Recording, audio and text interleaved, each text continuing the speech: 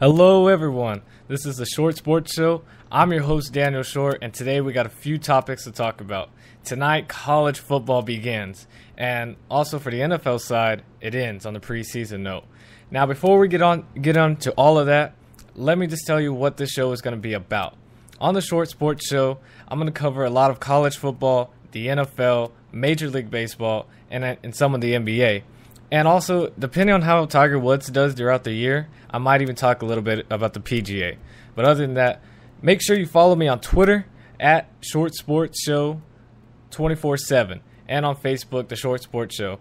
And if you miss any episodes of this, don't worry, I got you covered. Go on YouTube, just type in The Short Sports Show, and make sure you hit a like and subscribe when you're over there. But enough with all those plugs. Tonight is the birth of the 2013 college football season, and let me tell you, I'm excited. I am pumped, ready to see how my team is going to do and how the college landscape is going to change over this year. There's a good amount of games tonight, but the headliner for tonight is North Carolina at number 6, South Carolina. Jadeveon Clowney will begin his Heisman campaign. And on the other side of the map, number 24 USC looks to find some type of identity versus Hawaii. Now, like I said, I'm excited for this week. My TCU Horned Frogs team play at AT&T Stadium, or the Cowboy Stadium as we all know it, against LSU. It's going to be a crazy matchup to see how the TCU Horned Frogs go against a big national team as LSU. Just a few years ago, LSU was in the national championship against Alabama. But now they've lost some people towards the NFL and looking to regroup, while my TCU Horned Frogs try to overcome some of the obstacles they've had over these past 2 off seasons. But we'll push that aside. Let's talk about how college football will change this year. College football is a crazy sport. We all know it. We've seen it. We've seen how one team can be ranked number 1. The next week, they're out of the top 25. Very rare, but it's good to see a lot of just crazy activity that happens. But this show today, I really wanted to talk about how the top 25 in the AP poll, to me, got it wrong. I've looked at it, and I don't know. I just don't like how it came up to be. I think they really messed up. I think they gave a lot more credit to the SEC teams than the SEC really deserves. Now, don't get me wrong. The SEC is a top, powerful program. They've just, like you've seen, with over 6 or 7 straight years that an SEC team has won the national championship, with Alabama back-to-back and looking for a three-peat this year. I don't believe that'll happen, but college football, again, it's crazy, and Alabama bringing back some players on offense, and TJ Yeldon could have a breakout year this year. Continuing the running back tradition Alabama just has, starting with Mark Ingram, going to Trent Richardson, Eddie Lacy, who looks pretty good from the preseason games that I watched with the Green Bay Packers, and now TJ Yeldon. Can this be his year? Will Alabama be able to continue the tradition of just dominating the SEC? My opinion, I don't know. Alabama, I think they've lost too many players now. I think this is the year they're going downhill. I mean, yes, they're still going to make a BCS bowl game this year in the next few years, absolutely. But do I see a national championship for them? No, not this year, not in the next few years. Not saying they're a bad team overall. I just think the luck for them is done. But I got off topic there. The top 25, the AP poll this year came out with Alabama at number 1, Ohio State at number 2, Oregon at 3, Stanford, Georgia, South Carolina, Texas A&M, Clemson, Louisville, and Florida to round out the top 10. And I'm going to talk about the entire top 25. But the top 10, I don't see it that way. I think they give too much credit to the SEC schools. And obviously this was before the Johnny Manziel situation, which looks like that's completely over with Johnny Manziel being suspended just for the first half of the first game against Rice, which really isn't too much of a punishment. I mean, and another thing is, why would they give him a punishment if they couldn't find any evidence? It tells you, just thinking about that, says, you're getting a punishment for something they couldn't find anything wrong with. I don't believe Johnny Manziel is telling the truth. Why would you sign all those things for no money? Now, I understand people are nice. There's some nice people out there. We all have nice things. And if I was a college football player like Johnny Manziel, would I sign that many? No. But would I be out there having sessions for autographs, asking A&M how they want it to go through? Yeah. But I don't believe Johnny Manziel. Again, that's another topic. But my top 10 for the college football year, again, this is preseason. This is after learning some things from injuries from other teams and just now. I got Alabama, obviously, at number 1. I have Stanford at 2. Ohio State at 3. Georgia at 4. And Oregon at 5. South Carolina, Clemson, Louisville, A&M, Florida to finish off the top 10. I like Stanford a lot. They're bringing back an experienced group, both on the offense and defensive side. And I can see them competing for the national championship this year. I think they will maintain the top 10 ranking throughout the entire year and most likely stay in the top 25 throughout this year. I like their schedule. I like their team. And I think they can compete with the best of it. Would I like to see a Stanford, Alabama national championship? Absolutely. But again, I'm tired of the SEC. I'm tired of seeing them being up there at the ranks, and that's just my opinion. Ohio State, they're good.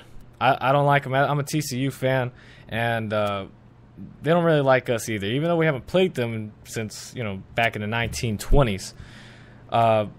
What they said, saying that we're the Sisters of the Poor little school or something like that, I don't like Ohio State. And I'm glad TCU was able to schedule them because I think it's going to be good. And having Ohio State come to us first and then we go to Ohio State, I think once they come to our place at Amon G. Carter Stadium and us beating them, that'll really shut them up afterwards. They might even stop coming, cancel the home and home schedule.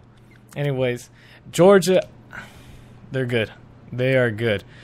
Aaron Murray, I believe, will be the best quarterback in the SEC this year, finishing out his senior year on top and winning the SEC East and possibly winning the entire SEC. Oregon, losing Chip Kelly, I think will have a significant factor in how they are this year. Will I think it takes them out the entire year or how they play? No. They still have a top team. They're still quick.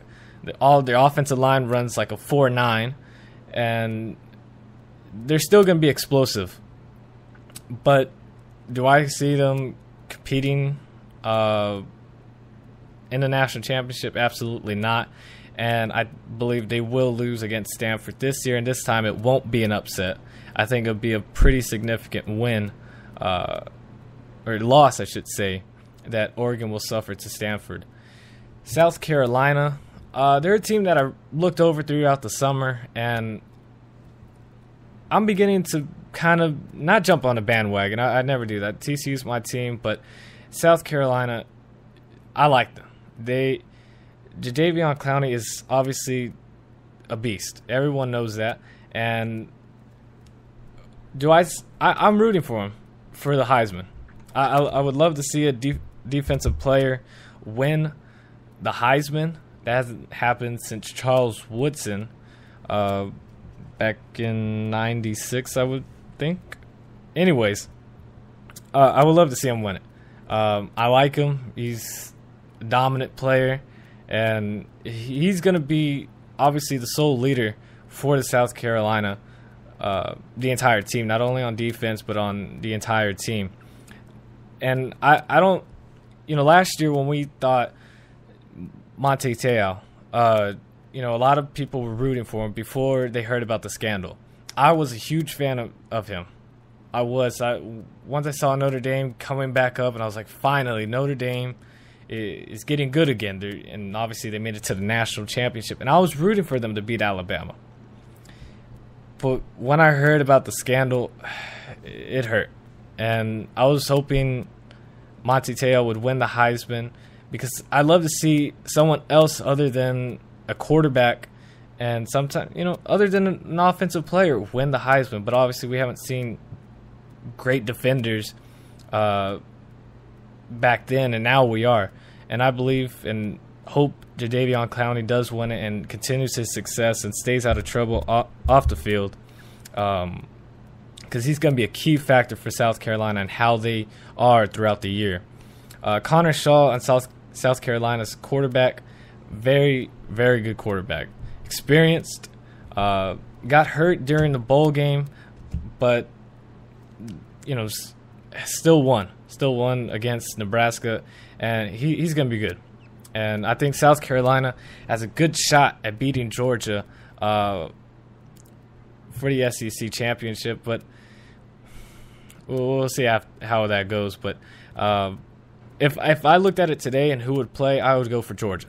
I believe Georgia has it both offense and defensively, but that's another thing. Number 7, I have Clemson, and I love Taj Boyd. Taj Boyd, I believe, is going to be the first quarterback taken in the NFL draft in 2014, if not the number 1 player overall taken. The way he is on and off the field, I look up to that guy. He's a great leader, and it's someone you want to look at in the huddle when you're down and time's running, pressure's on. When pressure's on you, you want to look up to him and know that he's going to take control, and he knows what he's doing. And I believe Clemson could be a national championship contender. And I just gone blank, but remember, they're playing the top team. It's Georgia. They're playing Georgia for the first game, and that's where game day is going to be, actually. And we're going to know then if Clemson is going to be a national contender. If they barely lose to Georgia, it's pretty iffy how they're going to be. Obviously, if they win, they're going to shoot up in the rankings, and they're going to be a force to be known with. And the defense, it's not. It's solid. It's a solid defense. I'll give it that. But they will have to improve better. At number 8, I have Louisville. And Louisville, Teddy Bridgewater, again, he'll have his Heisman campaign starting on Saturday. And I like him too. I think he'll be the second quarterback taken in the NFL draft. And he's a smart kid. He knows what he's doing. And they have an explosive offense. Charlie Strong is a great coach, one best up-and-coming coaches, and I can't wait to see them play. At number 9, I got Texas A&M, and the Johnny Manziel situation. I don't know. I'm not a fan of Johnny Manziel, first of all, and you probably could tell by the way I was talking about him earlier. I'm not a fan of Johnny Manziel. What he does on the field, yes, it's exciting. What he did against Alabama was exciting.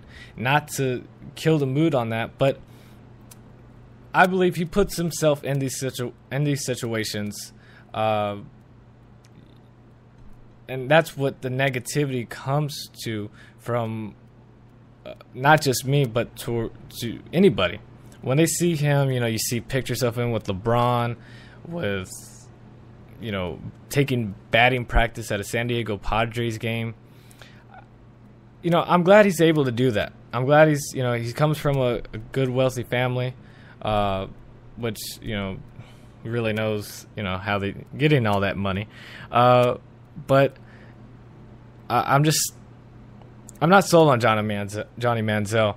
And, obviously he's going to have to come out of to the NFL draft. He's going to have to come out of college and go to the NFL draft after this season. He is a sophomore, but he redshirted his freshman year, so this would be his third year of college football. And I see him as a bust in the NFL. Good third string, but nothing more. And that's not because I'm not trying to be biased because I don't like him.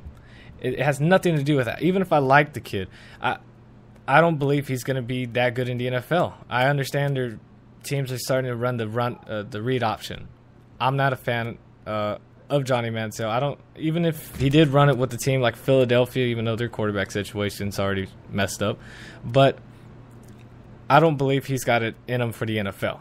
And obviously, if he can't handle college football right now, and I'm not talking about on the field, I'm talking about off the field. If he can't handle that, how is he going to handle having a pretty solid contract, no matter if he's drafted in the first round or he's a free agent? It's going to be good money. Not the best, but it's going to be good money. And if he can't handle college football right now, if he can't handle where he's at right now, how is he going to handle later on? And I'll talk about that more throughout the season, especially when A&M's about to play or something. But, that's where I stand. Now, finishing off my top 10 is Florida. And I still think that's too high even after I looked at my rankings. But I looked at the others, and I guess they're better than the rest. Because Florida, Jeff Driscoll needs to step up. I mean, this will be I believe, his third year starting. And every year has been up and down season. Has not been the best. And even though they were ranked high last year, and I didn't like that because there's two games that stood out in my mind for Florida. It was against Louisiana Lafayette, which is a small Sun Belt school, and an FCS school. Both games came down to the wire. You're telling me a top 5 team, if they kept them in the top 10 for sure during that time, during those two games, you're telling me they are better than the other teams? They struggle against two low schools that are supposed to be, you're paying them to come to you and get the wins and, move on. Florida, I don't believe in them. I don't believe they're going to be a good team this year. Yes, I have them at 10. I know what I'm doing, but I don't think they're going to be that good.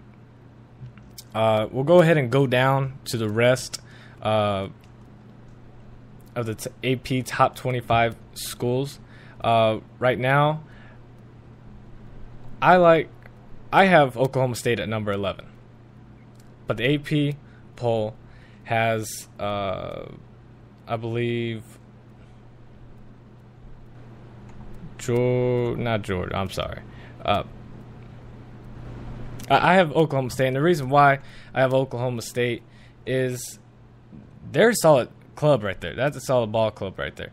I like Oklahoma State, and my computer messed out. I'm sorry about that, but they have Florida State at number 11, and Florida State, they're starting a redshirt freshman to start the year, and I understand where that, how they're going to have to deal with that because, again, I'm a TCU Horned Frog fan, and when Casey Paul had to leave the team, and we knew that a redshirt freshman was going to have to step in, I knew about Boykin. I saw him through high school. I keep up with TCU a lot, and I had faith in him, but I really didn't know too much about him, how he was going to handle college football, especially that we just started Big 12 play.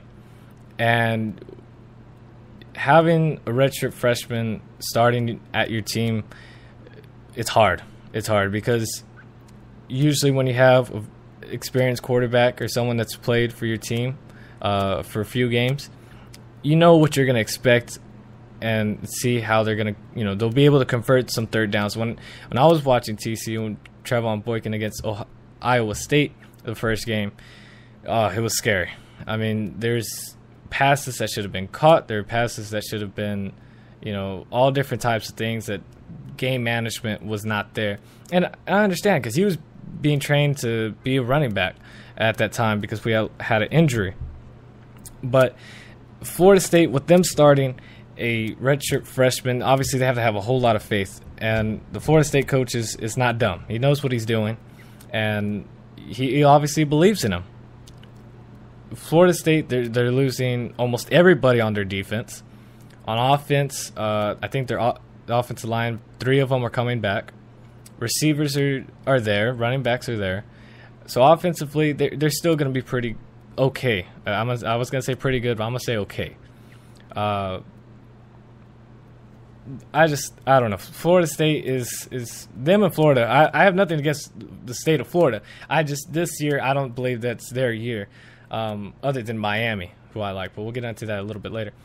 Let me just finish this off real quick with the AP Top 25 poll. It's the LSU Tigers at number 12, Oklahoma State, Notre Dame, Texas, Oklahoma, Michigan, Nebraska, Boise State, TCU at 20, UCLA, Northwestern, Wisconsin, USC, and Oregon State at number 25. At number 12, I got Nebraska. Taylor Martinez has done a lot of work for his throwing mechanics, and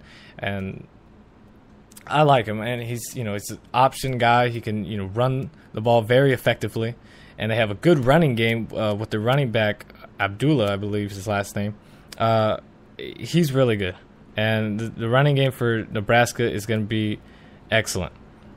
Defensively, their nickname is the Black Shirts. I believe it's coming back. I think defensively they're going to be a lot stronger this year, and they're going to be able to compete in the Big Ten. If not, no, they're not going to win it. Ohio State, I believe, will pull out the win against Nebraska, but Nebraska is going to be a very, very tough team. Then I have LSU at 13, and right now it's game week for TCU. So I'm not going to say a lot of nice things about LSU.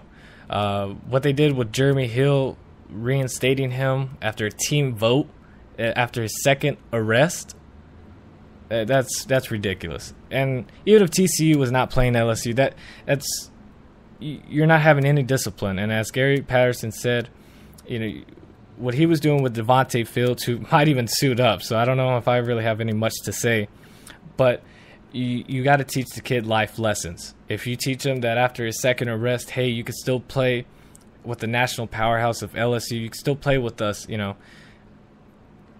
are you going to teach this kid, that everything's, I don't know.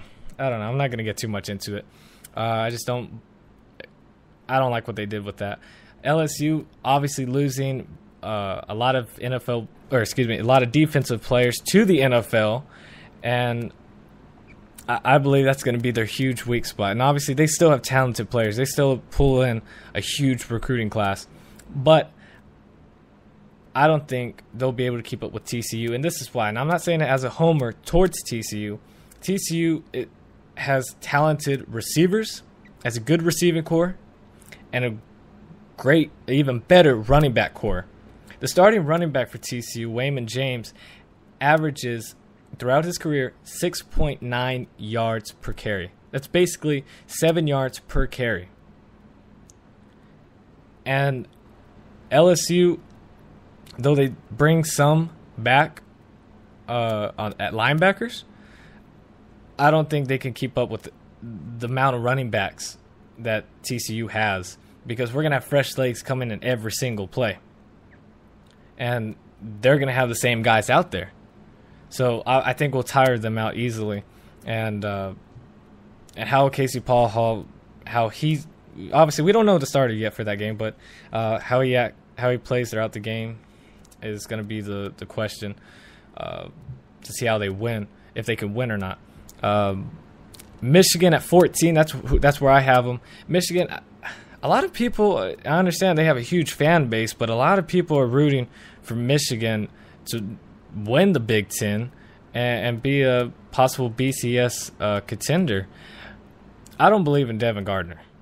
Devin Gardner, former receiver, He basically has the same story as Ryan Tannehill.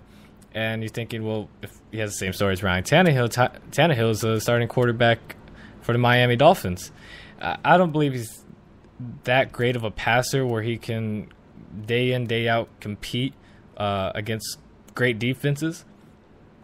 And I think that's going to be the key the key for Michigan, if he can, how he plays is going to dictate how their season goes. And I don't think he'll be what they need to win these games. At 15, I have TCU. Obviously, that's my team. I don't know. I might be a little biased, so I'm going to go ahead and skip them. But TCU is going to be really good, really good. How TCU plays against LSU, win or loss, will show a lot of where they're going to go in the Big 12. They got tough tests at Oklahoma, at Oklahoma State. They got Texas at home. West Virginia coming to them, at K-State, which no matter what team they have on the field, it is going to be a tough test. And Baylor could shock a lot of people. We have Baylor at home. Got about 4 minutes remaining, so I'm going to try to speed this up. Got UCLA at 16. Brett Hundley, the quarterback, I like him. Believe he can be very solid for UCLA, and I believe in them with their defense. And Jim Moore being at coach, I think he can do pretty good job with them. Notre Dame at 17, not having their returning quarterback. It's not going to be there, so I don't know why I said returning. Everson Golston, not going to be there. They're going to have to start Tommy Reese. I don't know. No, they're not going to have that great of a year. And looking for, I predict them at having a pretty low bowl game this year. Boise State at 18. The Blue Turf, what else can you say? I believe there'll still be a solid squad out there. Wisconsin, look out for running back James White. I like him. I believe he's going to be one of the top running backs in college football this year. Northwestern at 20. Solid club. They open up against Cal, and I think Cal can upset them. So I see Northwestern falling after the first week. 21, Baylor. The running back, I cannot pronounce his last name, but he is pretty solid. He did work against TCU defense, and if you can do work against TCU defense, who is great defense, not being just because I'm a fan, look at the stats over the previous years, you'll see why. He's going to be good. Bryce Petty at quarterback. I don't know too much about him. This will be his first year starting, and he'll have a solid year. They have a great passing scheme at Baylor, so we'll see how that goes. Miami at 22. Duke Johnson, running back, begins his Heisman campaign, I believe. Oklahoma at 23. With Blake Bell being second string to a freshman from San Antonio, Reagan. Travis Knight, I believe. We'll see how that goes. I believe Blake Bell will get in there after the first 2 or 3 weeks, but I don't think Blake Bell is much of a passer either. So I don't think a good year for Oklahoma. Florida State at 24. Again, I talked about the losses for them. Don't think they'll have a great year. Texas to finish out the number 25. Now, I'm not a huge fan of Texas.